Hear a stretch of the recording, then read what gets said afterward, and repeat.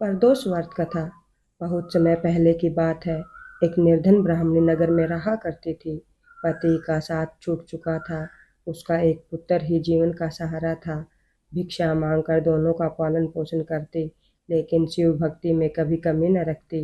हर परदोष व्रत श्रद्धा से करती, भोलेनाथ के चरणों में शीश झुकाती थी। एक दिन लौटते समय उसे वन में मिला एक घायल बालक जो बेसहारा मिला। दया से भरकर ब्राह्मणी उसे घर ले आई। मरहम लगाकर उसकी सेवा में लग गई।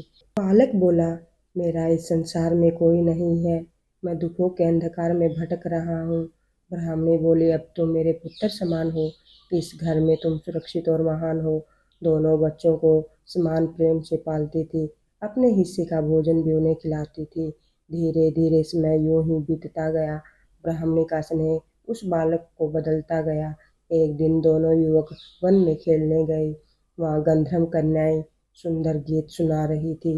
उनमें मधुमती नाम की कन्या थी, जिसकी सुंदरता सबसे निराली थी। उसने उस बालक को देखा और पहचान लिया।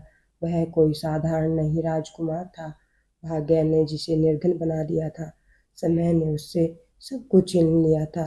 मधुमती ने अपने माता पिता को बताया, उस राजकुमार से विवाह का मन जताया। गंधर्व राज ब्राह्मणी के घर आए, विनम्रता से विवाह का प्रस्ताव सुनाया।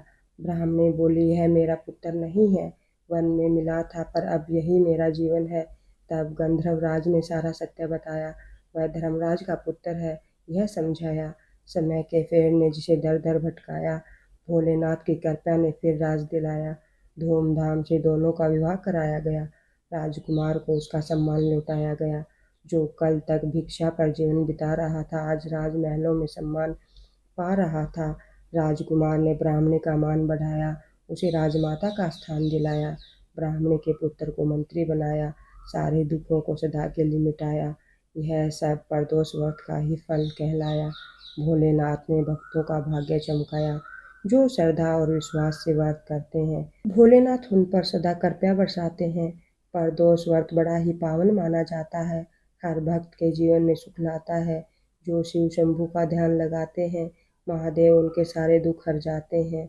भोलेनाथ दयालु और कृपालु कहलाते हैं। अपने भक्तों को कभी निराश नहीं लौटाते हैं।